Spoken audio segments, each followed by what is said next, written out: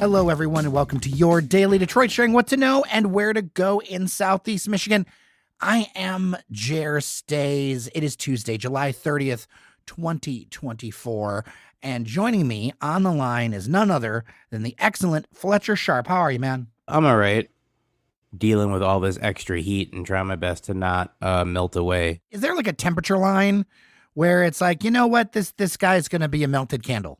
Probably about 85 degrees. 85 and like some humidity, and I don't want to go outside. And on the converse, it's probably more like 40 or like 32 with a lot of wind. Oh, man. Are you, when you get older, a chance for being like a migratory liver? Probably. Or I might just find like somewhere in, I don't know, Iowa and just stay there. Nothing changes in most of that state. So like it's pretty even in the weather and other things as well. Are you excited about the Olympics?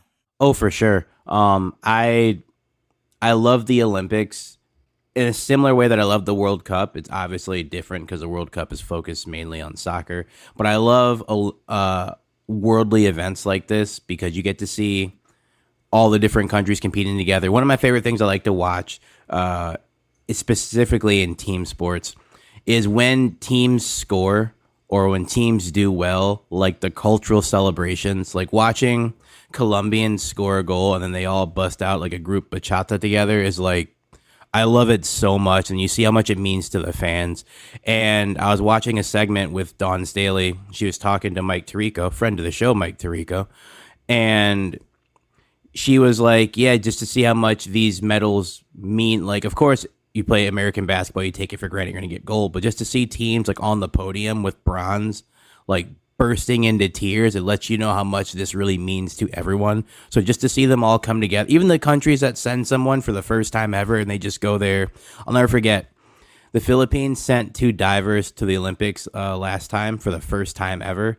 And they both got up there and belly flopped immediately. They're like, we have no chance of winning. We're not going to go up there and try super hard. We're just going to go love being here. We're going to belly flop and go home. And they were still national heroes. And it's like, it's just the fact that you can see these small countries send people to compete and they do the best they can. And like some of them medal, some of them don't. But it's like you see these places and then you get to think about them for a little bit before, you know, we all forget about stuff from the Olympics because that's just how we are as people. Yeah, and, you know, it's easy to forget because we're in the United States of just how many Olympians we have and how much resources we have compared to other countries. There are countries that do not have the same amount of resources, even, say, the number of athletes coming from the state of Michigan or connected to Michigan. We mentioned on the Friday show that there were a number of people that came from Michigan or went to a Michigan college, but we didn't get into really who to watch. So I'm going to leave that with you, Fletcher Sharpe. Some names as people are going through the coverage that might be interesting to watch that are either from Michigan or connected to here somehow. Yeah, obviously Michigan is not California. California has 123 California natives at this Olympic currently. But Michigan's not too bad. They have 14. Just for people who are from the state of Michigan playing. And I know that doesn't necessarily mean like someone who lived in the state. Like, for example, the most notable one, Devin Booker, went to Granville High School. Everyone knows Devin Booker for going to play basketball at Kentucky, being a star for the Phoenix Suns. He currently is the 6th or 7th man on the U.S. Olympic basketball team. He had a good game, their first game. I think he had like 4 3-pointers and some lockdown defense. But there's some more people there who are from the state and are, you know, from a school in the state. One that is close to me because he's a Grosse Pointe native, Soren Kosick, men's double rowing. I went to Grosse Pointe South. He's currently competing in men's double rowing, which obviously if you're doing it at an Olympic level, you're very, very, very good. There is Grace Stark from White Lake Lakeland High School, 100-meter hurdles. She holds the record for the fastest 100-meter hurdles in Michigan high school girls' history. She's definitely a mover. This next one's kind of a superstar. Hobbs Kessler, who does the 800-meter dash and then the 1,500-meter run. Went to Ann Arbor Skyline High School. No college listed because when he graduated high school in 2021, he promptly signed with Adidas. He holds multiple U20 records across the world, which is insane. Like I wish coming out of high school I could just be a pro in something that I'm good at, but obviously we all don't have it like Hobbs does. The next three are not U.S. citizens, but they did sports for the University of Michigan, and I know two of them, so I figured I would shout them out. One, Cindy Sember, who when she went to Michigan was Cindy O'Feely. She runs track for the UK, short distances. This next one, Jade Riviere, who played soccer at U of M, also went to high school at U of M, also played locally for AFC Ann Arbor for 2 games before she was bought by Manchester United. So, big drip there. And then Shelina Zadorsky, who I remember when she used to play for Michigan's women's soccer team, one of the tri-captains of their most successful period of time. She's also a player for Canada's soccer team, which I know is going through their whole cheating scandal, but I can assure you those two had nothing to do with it. Yeah, it's amazing to hear about all the talent. And one thing I wanted to shout out really quick on the fly, I remember that a listener sent this in as a comment that Wayne State's fencing team, a couple of their fencers are in the mix as well for Paris. I don't know the status of their competition or when they were, but I wanted to give that shout out because Wayne State, With all the time they took up all the basketball courts, fencing, I would hope they'd be at the Olympics. I say that totally tongue-in-cheek. It's totally great that they're there. You always want to see Warriors do well. The fencing team at Wayne State's vastly underrated. I remember a friend of mine out of high school was like, I have 4 choices for fencing schools. I have Ohio State, I have Cornell, I have somewhere, and I have Wayne State. And I was like, that's an odd... It's an odd list. And he's like, yeah, Wayne State's like top 3 in the country in fencing. And that just blew my mind. And then you see all the people there who are from all these other different countries. Some you've never even heard of. Some you've only seen in movies. And they're like, why are you here? Oh, I'm a fencer. And it's like, that makes total sense. 100% that makes total sense. And go get after it with the foils and EPs, man.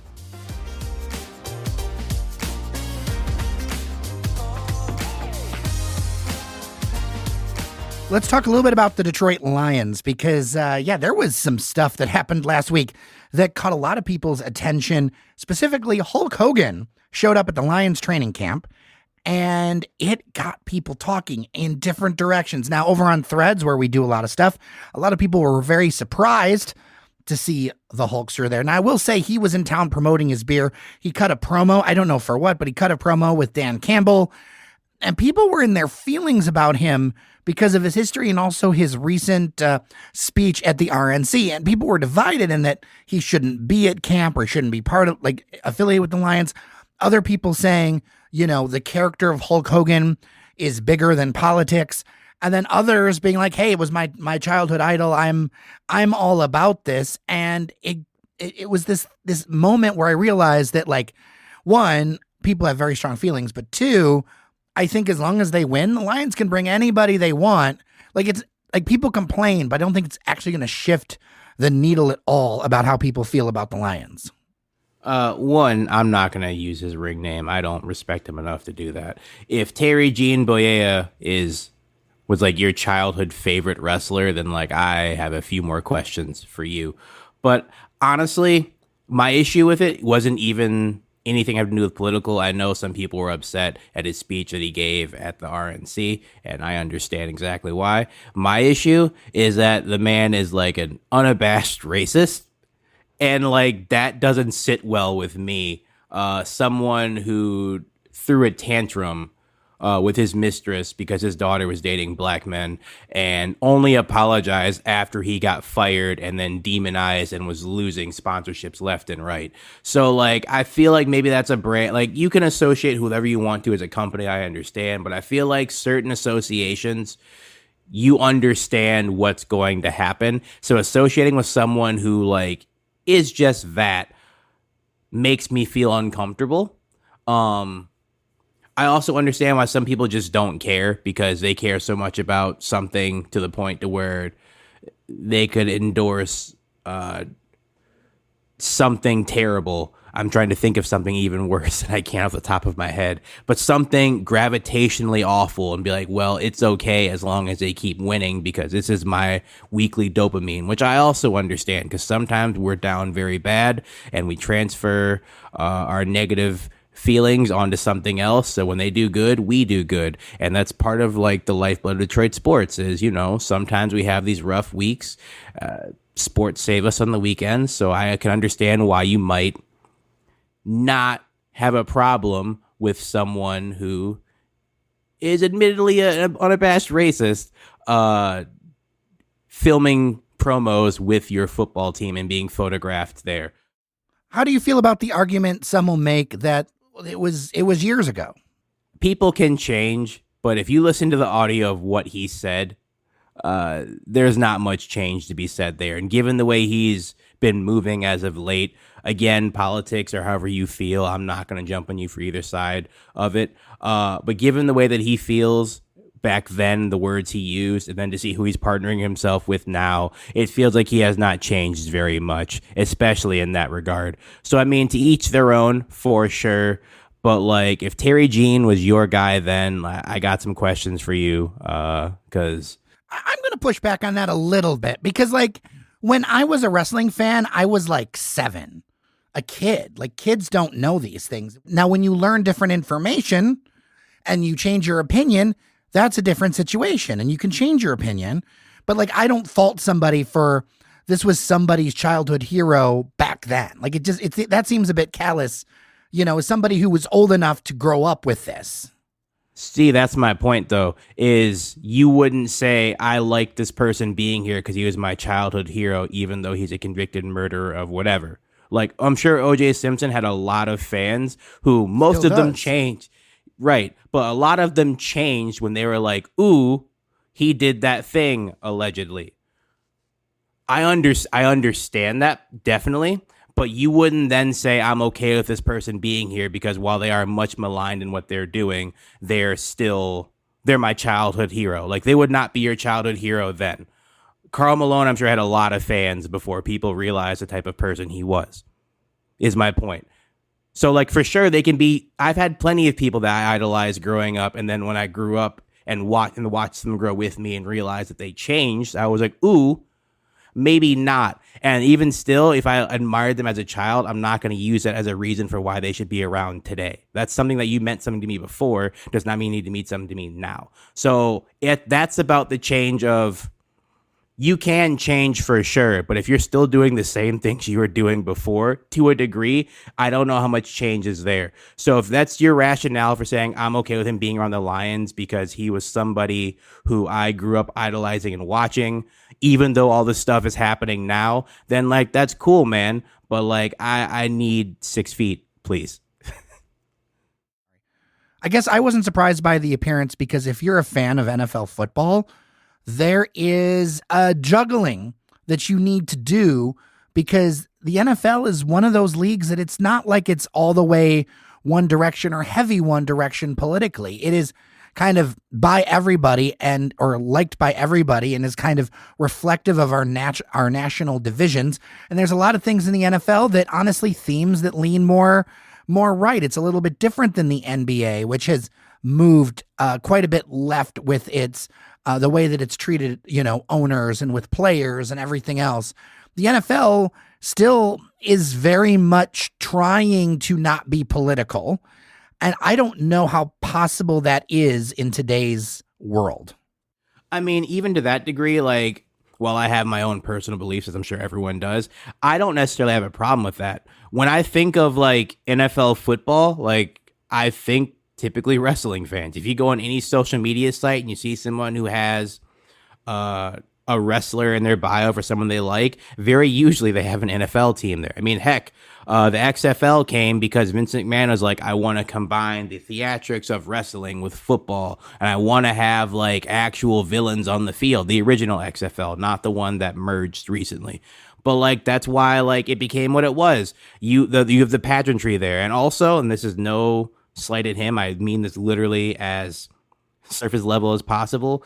When you think of Dan Campbell, like you could definitely see him coming a WWE style promo very easily. Like it's not even like out of the ordinary. Like if he just walked up with Macho Man Randy Savage bandana and glasses on, you'd be like, okay, that's normal Dan. Like that's okay. It would not be strange to see that happen. It's not like it's Bill Belichick who walks up with a different color blazer and you're like, whoa. Like Dan could walk up shirtless and you're like, okay, that's just Dan. He's being Dan. So like, it's not necessarily a surprising interaction, a surprising crossover. Like, I understand that.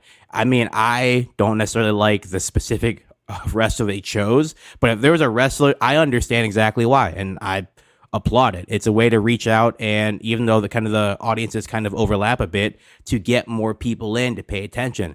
It also sets a sign that you think you're going to be doing very good in this upcoming season. So I really hope that they hit their marks, because it's going to look real bad if you bring in these famous people for training camp and then bust out a 7-9 season. Speaking of someone who has to hit their marks, Jake Bates, because Michael Badgley got hurt. And it looks like the Michigan Panthers kicker with the big leg is going to get their shot. I mean, obviously things could still develop, but he is now kind of the front runner for the kicking position. Thoughts? And so far during training camp and during all the other mini camps, he's kicked 7 field goals over 50 yards. He's 7 for 7. So he's doing the things that he was doing before.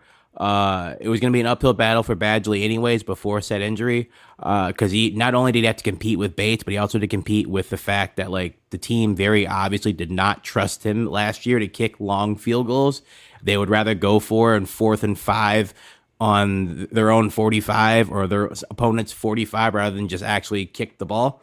So yeah, hopefully he rests up and, maybe gets a chance later on with a different team. Maybe he gets a chance to be a backup kicker. I do know that with the new rules for kickoffs, they might be having an extra kicker just to have one, which would be nice just in terms of just roster size.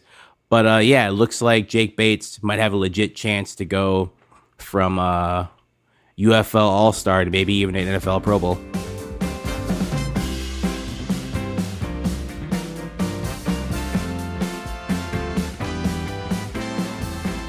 Before we go, I wanted to change gears a little bit, talk a little bit of Motown history, that there will be a public viewing for Abdul Duke Fakir of the Four Tops.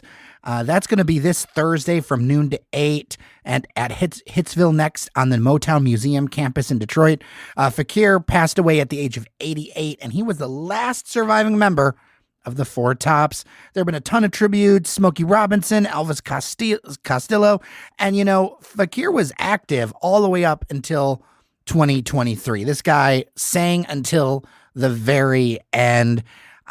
This is the area where we're really going to start to lose some of these, or a good number, if not all of these, Motown legends. So I think it's important to get these stories out there. I hope that there's more interviews out and these stories captured before they pass. My mom was someone who sang Motown and said lullabies to me. And I remember, I Can't Help Myself, which I think was their first hit from 65. So I know that that's an emotional thing for some people. For me a bit too. It's kind of part of my history. What say you, Fletcher? Yeah, I mean, I wasn't really a connoisseur of the Four Tops music. I heard it a lot because my father liked to play them in car rides from to and from school.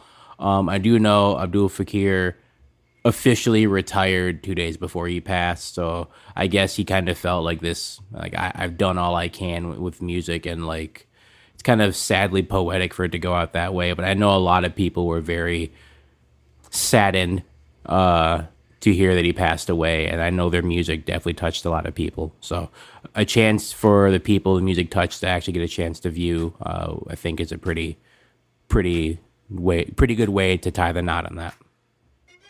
Well, if you've got thoughts on anything that we talked about, dailydetroit@gmail.com, or send us your favorite Four Tops song or something specifically about Duke, it would be good to hear from you. dailydetroit@gmail.com. With that, I'm Jer Stays. And I'm Fletcher Sharpe. Thank you so much for listening. Remember that you are somebody, and we'll talk tomorrow.